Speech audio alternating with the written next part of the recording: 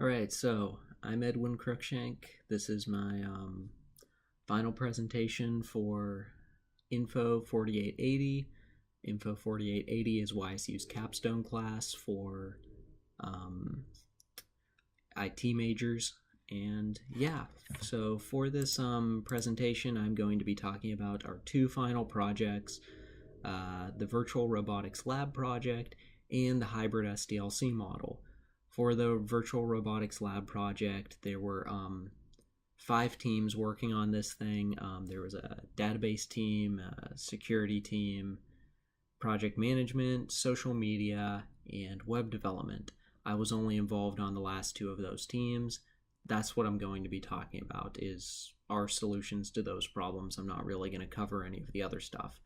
For the hybrid SDLC model, for the moment, that's not complete. I'm still working on it. I'll talk about what I have done so far. For the virtual robotics lab, basically what this is it's a project to kind of make it so that students at YSU can access a remote lab somewhere where they can interact with robots, send code to them, see how their code works with the robots, or so to speak.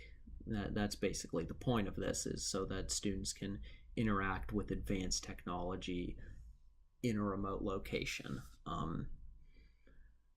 Yeah. So I was involved with the social media team and the web development team. Because of this, we really didn't get into doing that much technical work. Most of what we were involved with is outreach and how to make, their social media and their website function. So, I mean, that's predominantly what I'm going to cover in this video. So the requirements of the social media component, in a nutshell, whatever platform is chosen needs to allow for group collaboration, comments, which is basically feedback, announcements, postings of videos, photos, and other media, and it needs to allow for advertising. Advertising can either be used to drive traffic to the website or the social media page, or it can be used to maybe like raise a little bit of money for the system that they're trying to develop. So to fulfill the requirements, we actually chose 3 social media platforms: Facebook, YouTube, and Reddit. With the way the world is going and stuff, I don't think it's sufficient for an organization to only have one social media platform. I think you do need to diversify. I would even recommend going beyond what we've recommended here, beyond Facebook, YouTube, and Reddit, maybe expanding to Twitter, definitely having some kind of LinkedIn presence. That's kind of a given. I think you'll be able to reach more of like the general public with YouTube and Facebook. Our use of Reddit's going to be a little different. I'll explain that later. But something like LinkedIn, I think, would be good to incorporate in there as well. If you are looking to seek the attention of like professionals and whatnot. As far as other platforms go, Twitter would be good. I think I mentioned that. I can't remember. I'm tired. Twitter would be good. I don't know what you do with like Instagram or Tumblr, maybe, but I think like as much of an outreach as you can get, it's never too much. So, but anyways, these are the 3 that we covered. Before we did anything, what we did was we created a Gmail account called roboticslab2017@gmail.com. We provided them with this email address and a password. Basically, the point of this is we want to attach all of their social media accounts that we create to one email address, and then when we pass all the social media accounts over to them, they'll basically have the email address that they need to sign into all of those accounts and whatnot. They won't be using one of our email addresses, which would just overcomplicate things. So yeah, that's the first thing we did, was create a Gmail account. Then what we did was create a Facebook account for them. Basically, before your organization can have a Facebook page, you need to create a Facebook account. The account we created, we just called it Rob Labman. I wanted to call it Robotics Lab, but apparently Facebook doesn't think that's a real name, so we went with Rob Labman. When we submit this to them, what we will do is we will include the username, the email address associated with the Facebook account, and the password that we use for them to gain access to the account. After that, we created a very basic Facebook page for their organization called YSU Virtual Lab. You can see some of the layout here. It's very simple. We did create like a basic account picture and a banner, but again, it's very bare bones. It's more or less just to be there for them to get access to, and then they can customize it any way they see fit. So the Facebook page actually probably fulfills almost all of the requirements. I mean, they're going to be able to promote special events. Group collaboration can be done through there. We're actually going to use Reddit more so for that, but it can be done through Facebook.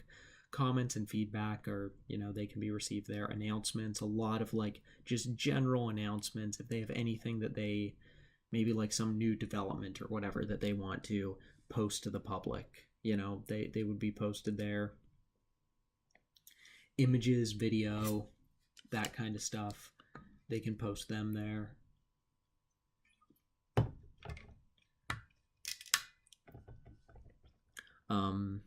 They can also conduct surveys and gather feedback from those surveys. I'm not exactly sure how good Facebook's survey system is. I'm assuming they can maybe use something like SurveyMonkey in the future if they wanted. But either way, like the best way to get people to actually take those surveys is through social media like Facebook. Facebook also will allow them to advertise. Now, advertising on Facebook, there are a couple different ways you can do it. You can boost a post in order to drive traffic to your Facebook page. You can also run Facebook ads to drive traffic to your website. Ads on Facebook are pay-per-click for the most part, pay-per-click or pay-per-view or something. Basically, the way that works is you are paying for a certain amount of money, and depending on how much money you pay, that's going to translate over to how many people your post or your ad will reach. That's pretty much the way it works. So let's say you basically $1,000 is going to get you more attention than $100 is. And then with the Facebook page, obviously we want it to have a link back to the users, the official website. For the YouTube channel, basically we didn't actually create a YouTube channel just because YouTube doesn't like you changing the name of the YouTube channel that much. We want to let them actually have the freedom to call it whatever they want without YouTube saying, you'll only get one more chance to change the name or whatever they do. YouTube's going to be really valuable for like posting demonstrational and informative videos about their system, about their robots, about maybe what they want to do with campuses in the future. They can also conduct live streams if they see fit. They'll be able to get feedback from users through the comment section, and obviously link back to the official website. YouTube will allow you to make money through running ads on your videos. It's not that profitable, but it will raise a little bit of money for a project like this. Any funding that you can get is probably good. There is no set standard for how much money you make on a YouTube video per, like, let's say 1,000 views. It varies from user to user, so we really can't provide information on that. As far as YouTube ads go, to advertise your YouTube channel or your website on YouTube, You usually pay between 10 cents and 30 cents per click or view, depending on what kind of ad you run. Now, there are a few different types of YouTube ads. In-search ads appear when a user searches a video, like let's say they're searching for the new Avengers Infinity War trailer. Basically, they're going to get all of their results, and on top of those results, like some of the very first results are going to be unrelated to their search. They are going to be ads.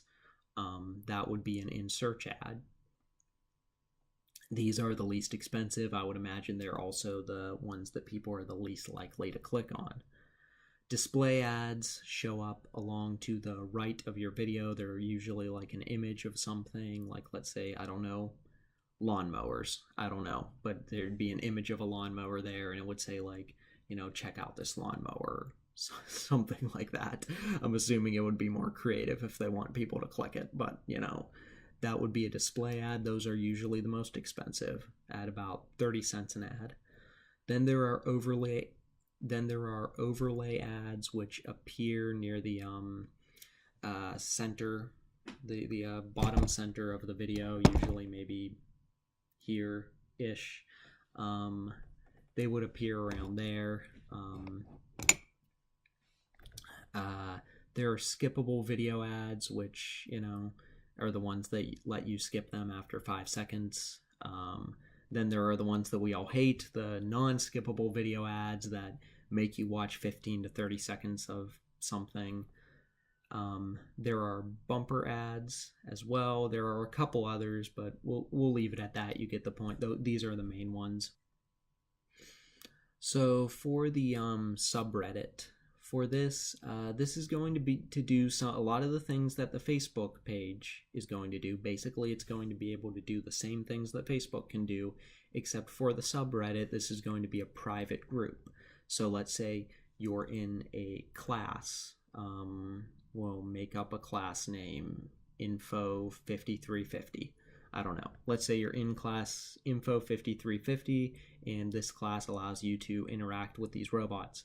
Basically, you would get access to the private subreddit group. You would be allowed into there to interact with other users, other students, maybe, you know, hopefully one day across the country who are using this lab, you know, get help from them, you know, talk about the things you've done, look at like whatever announcements are posted to the subreddit. It's basically like a private forum for people all around the country, or so to speak, hopefully all around the country one day, who are in a class where they are utilizing this lab.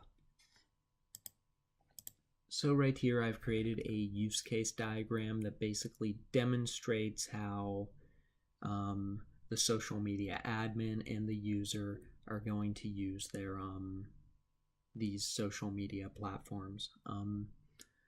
So to the right we see the social media admin and the user, and to the left we see Facebook, YouTube, Reddit. These are the platforms.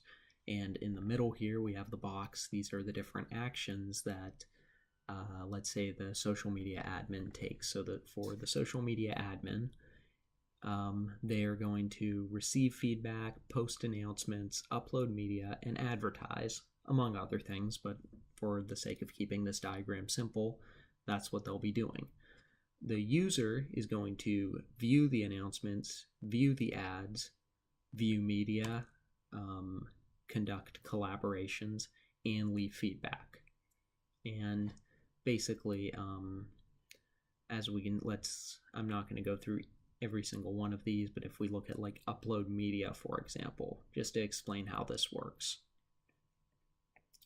So the user is going to view media. For the user to view media, this is dependent on the social media admin actually uploading the media.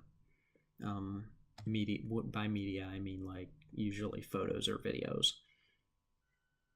So let's say it's a video. The social media admin uploads the video to YouTube or to Facebook. That's why we see these lines here. YouTube's connected to this, and so is Facebook. And yeah, the user then views that. And that's in a nutshell how this process is going to work. The next one that we have here is the activity diagram. And what this represents is how a average Joe, we'll call him Joe, how he could maybe stumble across the different social media pages, like let's say the YouTube channel or the Facebook page. So how he would do this is basically Joe opens his browser, visits, whatever site, in this case either Facebook or YouTube, browses his Facebook feed, notices an ad, and it sends him to this decision: either ignore the ad, quite frankly this is probably likely, but ignore the ad, in which case the process is ended, or maybe let's say he clicks the ad. This is the most unlikely, but ads are still relevant. I mean, this is unlikely, but it does happen. People do click them. He clicks the ad, it takes him to the social media page, and then the process is ended. This is probably the most likely one here. Research does actually show that even though most people don't tend to click ads, a lot of the time, if it looks like something that interests them, they will actually, let's say, Google it or something. So let's say they see an ad for the Virtual Labs Facebook page, they do a Google search, then, they end up coming across, actually landing on the Facebook page, or just simply not visiting it. But either way, that's the process as a whole. That's how that works, basically. The user's on a social media site, they notice an ad, they have a decision to make: ignore, click, or research. Two of those decisions will possibly lead to them actually checking out the Facebook page. One of them doesn't.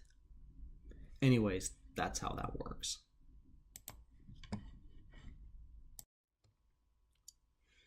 Alright, so that's about it for social media. Now I'm going to talk about the website. So for the website, we recommend that they use WordPress.com to actually develop this site. WordPress.com instead of WordPress.org. WordPress.com is easier to use. That's one of the main reasons why we went with that. It is simpler to use. You can purchase a domain through WordPress, and also get hosting through WordPress. What this does is it eliminates the need for all kinds of secondary companies. Everything is then done through WordPress, and you can get universal support for all of this stuff, like for your hosting, your domain, your let's say something's wrong with your website, like a plugin or something like that, or the theme doesn't look right. All this support comes directly from WordPress, so that's obviously like a big plus, and it simplifies things.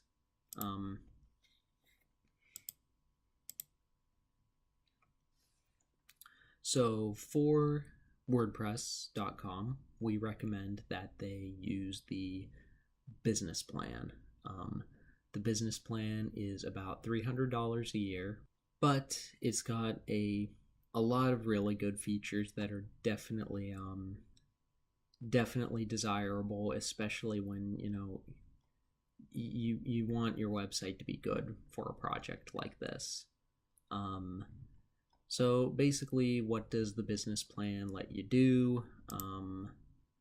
With this plan, you will have unlimited storage, access to all kinds of plugins. You'll be able to upload custom plugins if you see fit, unlimited premium themes. So basically what that means is that you can get all kinds of interesting templates to make your website look like a professional organization's website, instead of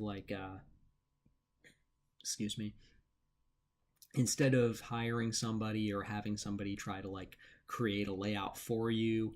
You get access to a theme where the layout is already done, looks good, looks professional, looks appealing, and yeah, pretty much.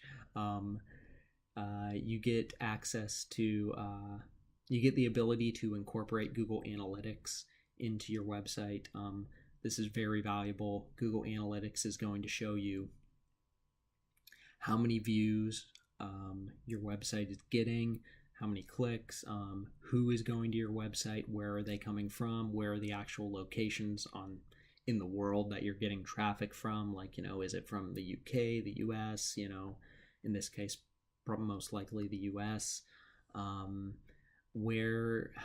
often is your website showing up in Google searches? How often is your website being clicked in those searches? What search terms are, causing your website to show up? Who is viewing your website? Different demographic information. Google Analytics also lets you track how many clicks your website has gotten over a period of time. It will let you see whether, let's say your clicks are, you're getting like a lot of attention right here, and then like a month later you're way down here. Like, it will let you like try to figure out what's causing that drop or that increase in some cases. Also related to that is you get access to advanced SEO tools. SEO stands for search engine optimization.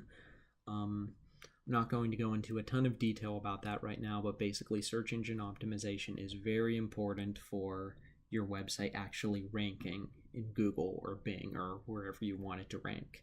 Basically, those tools are very important for that. You get access to Jetpack Essential features. I'm not exactly sure what that is. And then email and live chat support. And there are a lot of other, those are just like some things that I looked at and thought, okay, that's important. I should cover that. There are more things as well that should definitely be checked into. Now, on top of all of this, what I recommend is hiring freelance help.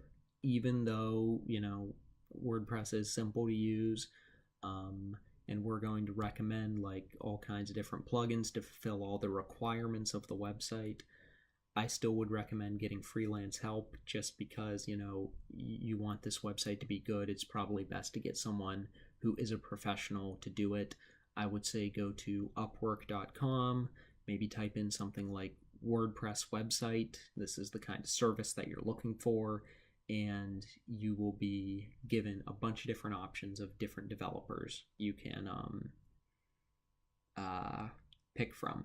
And you basically you choose which one based on like how much they charge, how many ratings they have, what their rating is. All of this stuff basically will help you decide which one to go with.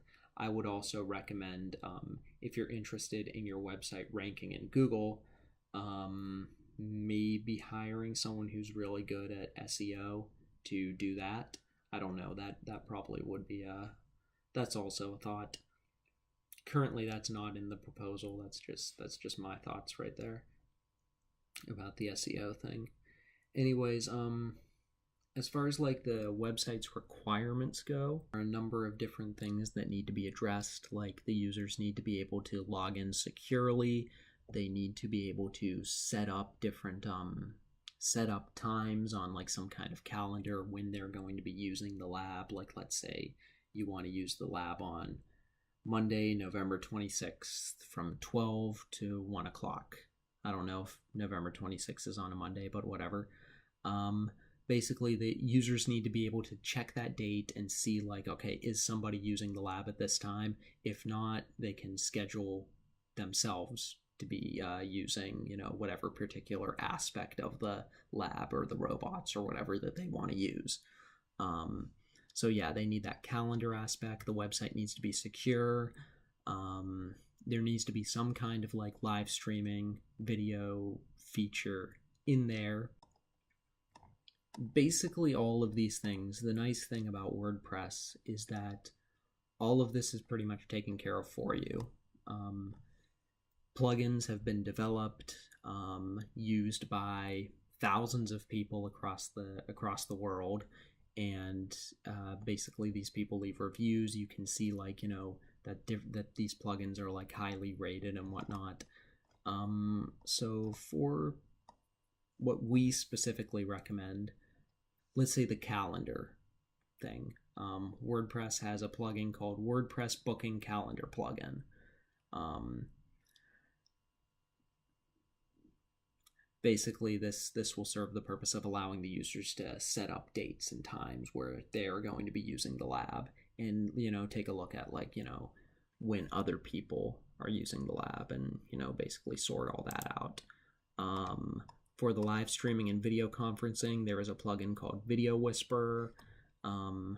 This is a paid for plugin, at least the premium version is.